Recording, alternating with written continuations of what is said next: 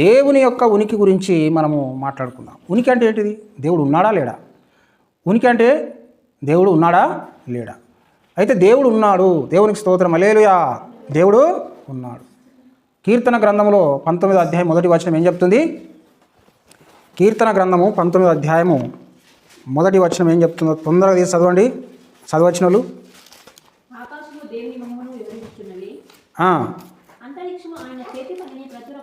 అంతరిక్షం ఆయన చేతి పని ప్రచురపరచుచున్నది. దేవునికి స్తోత్రం కలుగును గాక, హల్లెలూయా. ఏమంటుంది వచనము చెప్పండి అందరూ? ఆకాశం అట దేవుని మహిమను వివరిస్తుందట. మహిమ అంటే అర్థం ఏంటిది? దేవుని యొక్క కళాఖండం, దేవుని యొక్క పనితనం, దేవుని యొక్క హస్తకృత్యము. దేవునికి స్తోత్రం, హల్లెలూయా. అంతరిక్షం ఆయన చేతి పనిని ప్రచురపరుస్తున్నది. అంతరిక్షము అని అంటే ఏంటిది చెప్పండి? అంతరిక్షం అంటే ఏంటిది? సూర్యుడు, చంద్రుడు, నక్షత్రాలు, గెలాక్సీ, ఇదంతా కూడా ఈ భూమే కాకుండా మరి ఇలాంటి అనేకమైన గోళాలు మరి విశ్వమంతట్లో ఉన్నాయి. అయితే అవన్నీ కూడా దేవుని యొక్క చేతి పనిని వివరిస్తున్నాయట.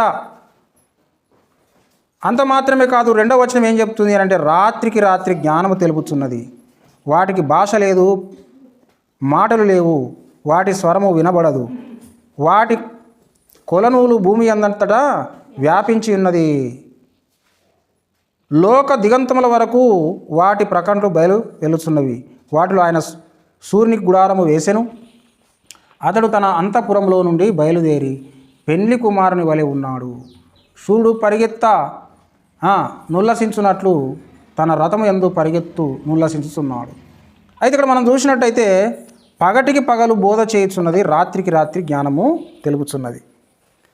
అంతేకాకుండా మనం చూసినట్టయితే దేవుడు 6 రోజులు సృష్టిని చేసిండట, 7వ నాడు విశ్రమించిండట.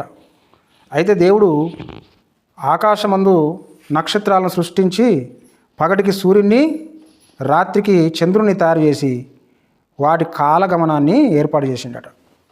అవన్నీ కూడా మరి దేవుడు ఏ విధంగానైతే వాటిని పరిభ్రమించమన్నాడో, అవి ఎలా అయితే అవి పనిచేయాలని చెప్పాడో అలాగనే పనిచేస్తున్నాయి. దేవునికి స్తోత్రం, హల్లెలూయా.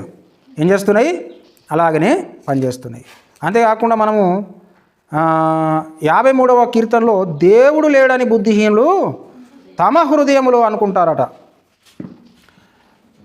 తర్వాత వారు చెడిపోయిన వారు అసహ్య కార్యములు చేయుదురు, మేలు చేయువాడు ఒకడును లేడు అని అన్నాడు. దేవునికి స్తోత్రం, హల్లెలూయా. ఇప్పుడు చూడండి, నామక వాస్తే మేలు చేసినా అది మేలు కిందికి రాదు. నాస్తికులు అనేటువంటి వాళ్ళు సాధారణంగా ఎక్కువ దాన ధర్మాలు, గొప్ప కార్యాలు,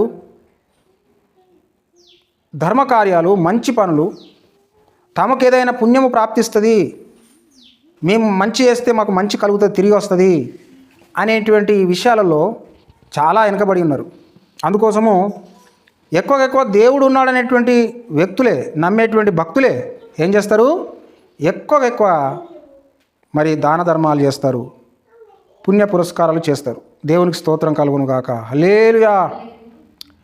అందుకోసము దేవుని బిడ్డలారా, దేవుని యొక్క లేఖనం ఏమంటుంది చెప్పండి? దేవుని యొక్క లేఖనం ఏమంటుంది అంటే, ఒక రోగగ్రస్తుని చూసి వచ్చేటప్పుడు, ఒక బీదవానికి వస్త్రం ఇచ్చినప్పుడు, అంతేకాకుండా ఒక చెరసాల్లో ఉన్నటువంటి వ్యక్తిని పోయి దర్శించి పరామర్శించి వచ్చే సన్నివేశాన్ని చూసి ఏమంటుందని అంటే, అలాంటి వారికి, అలాంటి బీదలకు, అలాంటి అతి సామాన్యులకు చేసినప్పుడు అది నాకు చేసినట్టే అని దేవుడు అంటున్నాడు. అంటే యేసుప్రభు అంటున్నాడు, అది నాకు చేసినట్టే అని అంటున్నాడు. అంటే యేసును అనుసరించేటువంటి అనుయాయులు, యేసును అనుసరించేటువంటి అనుచరులు ఎవరైతే ఉన్నారో వాళ్ళు తప్పక యేసును సంతోషపెట్టే క్రమంలో ఇతరుల సేవ చేసేటువంటి విషయంలోనైతే వారెన్నటి కూడా వెనకాడరు. అందుకే సంఘానికి, సమాజానికి క్రైస్తవము అనేటువంటిది, క్రైస్తవ విశ్వాసం అనేటువంటిది వెలుగులు నింపింది. ఏం నింపింది? చీకటి జీవితాల్లో, చీకటి కలిగినటువంటి ప్రదేశాల్లో వెలుగులు నింపింది. దేవునికి స్తోత్రం, హల్లెలూయా. అయితే మరి చాలామంది ఏమంటారంటే దేవుడు ఉన్నాడా, ఉంటే నిరూపించు, అయితే నిరూపించు అంటూ ఉంటారు. దేవుడు ఉన్నాడా లేడా అనటానికి గొప్ప నిలువెత్తు నిదర్శనమే కాదు అది. ఈ సృష్టిని అంతటిని ఎంత మట్టుకైతే నువ్వు చూడగలవో అంతటి నిదర్శనం. ఏంటిదనంటే ఇదంతా కూడా చూసి దేవుని తెలుసుకోగలుగుతున్నారట మనుషులు. ఏం చేస్తున్నారట? దేవుడు ఉన్నాడని చెప్పగలుగుతున్నారట. దేవునికి స్తోత్రం, హల్లెలూయా. ఒక మాట చెప్పండి, ఒక మాట చదవండి. రోమిలో రాసినటువంటి పత్రికలో 20వ వచనము ఏం చెప్తుంది? ఆయన అదృశ్య లక్షణములు అనగా ఆయన నిత్యశక్తియు దేవత్వము జగదుత్పత్తి మొదలుకొని సృష్టింపబడిన వస్తువులను ఆలోచించుట వలన తేటపడుచున్నది కనుక వారు నిరుత్తరులై ఉన్నారు. నిరుత్తరులై ఉన్నారంటే మాట అనేటువంటిది రావటం లేదు. ఎవరికి? నాస్తికులకు. ఏమట? దేవుని యొక్క లక్షణములట అదృశ్య లక్షణములట. అంటే దేవుడు ఎక్కడనో ఉండి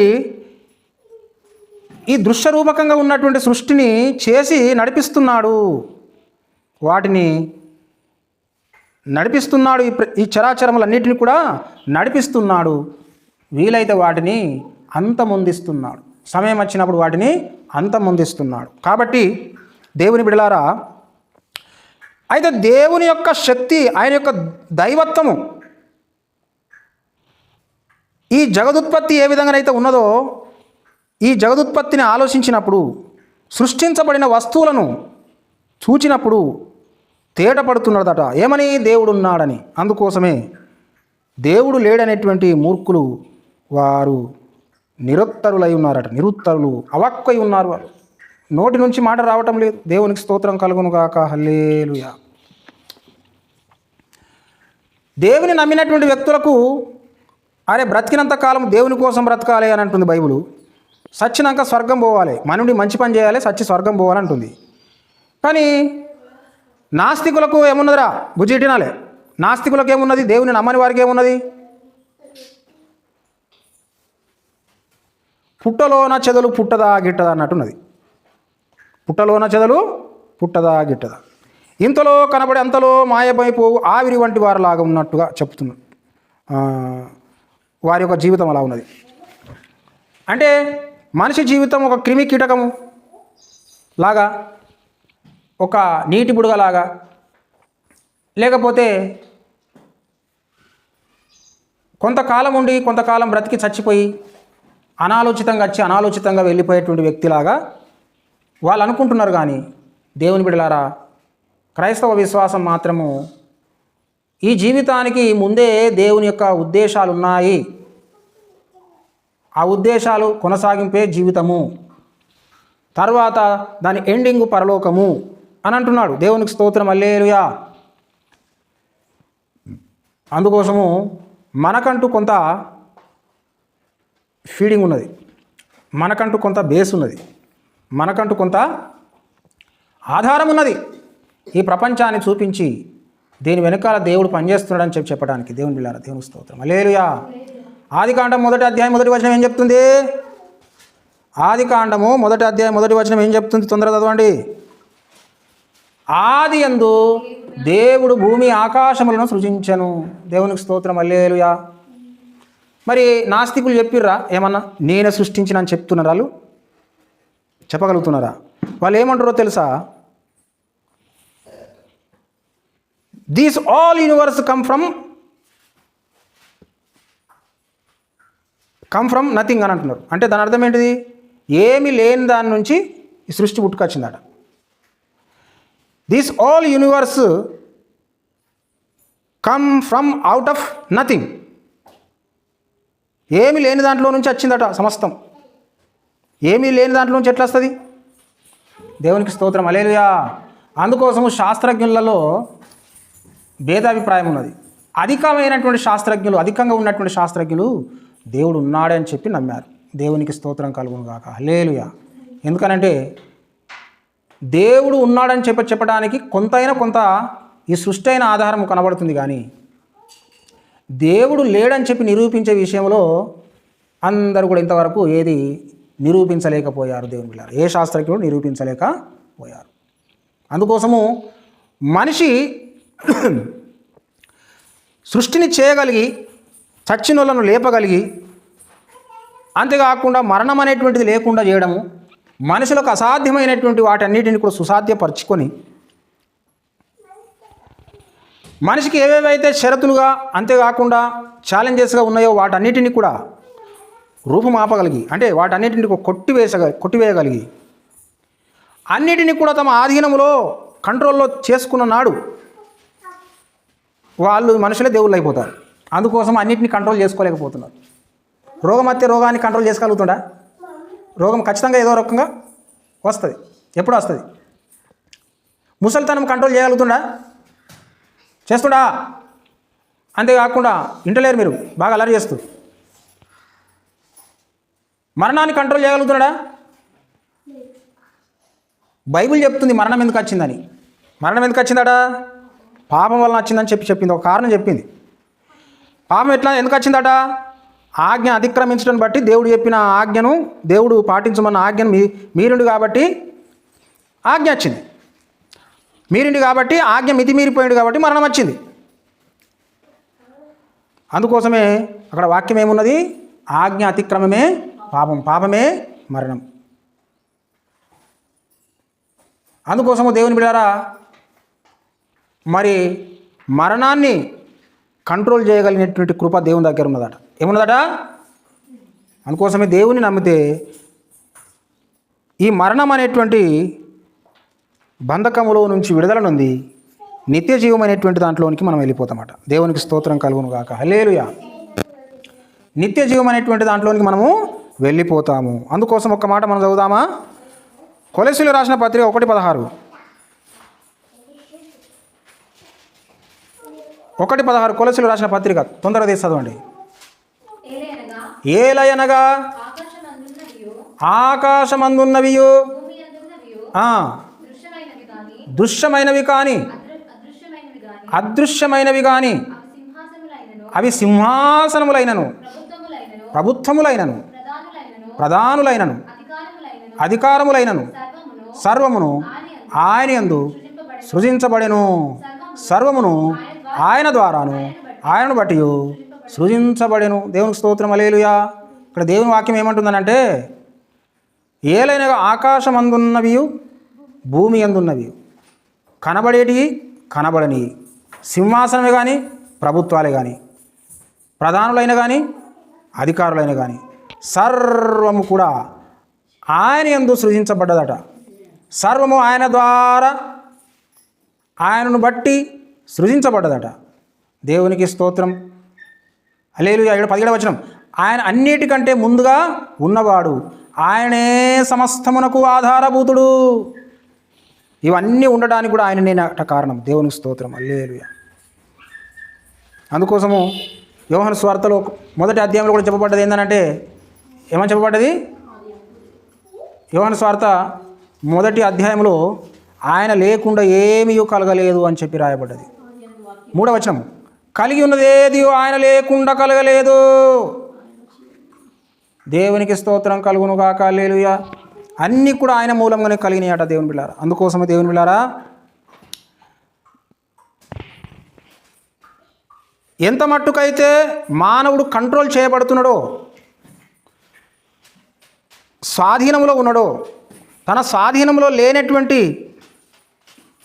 వాటిని దేవుడని పిలిచి ఆయననే సర్వశక్తిమంతుడని అనుకొని ఆయన ఉన్నాడని చెప్పి సమస్తాన్ని చూసి ఏం చేస్తున్నాడు? దేవుని మీద అపారమైన నమ్మకం పెట్టుకొని కొనసాగుతున్నాడు. అది అతనికి మేలు కలుగజేస్తుంది. సంఘానికి, సమాజానికి, అందరికీ ఆరోగ్యకరమైనటువంటి స్థితిని కలుగజేస్తుంది. దేవుడు ఉన్నాడని చెప్పి నమ్మటం ద్వారా మంచి. అందుకోసము దేవుడు లేడని బుద్ధిహీనులు తమ హృదయమందు అనుకుందురు, వారు అసహ్యులు చెడిపోయి ఉన్నారు అని చెప్పి రాయబడ్డదట. దేవునికి స్తోత్రం. దేవుడు లేడన్నప్పుడు దేవుని బిడ్డలారా చాలా మటుకు నైతిక విలువలు కూడా దెబ్బతింటాయి. ఉదాహరణకు, నువ్వు మనిషి నేను మనిషి అన్నాక తర్వాత అక్క చెల్లెళ్ళ యొక్క అనుబంధాలు దెబ్బతింటాయి. తల్లి కొడుకుల మధ్య ఉన్నటువంటి అనుబంధాలు దెబ్బతింటాయి.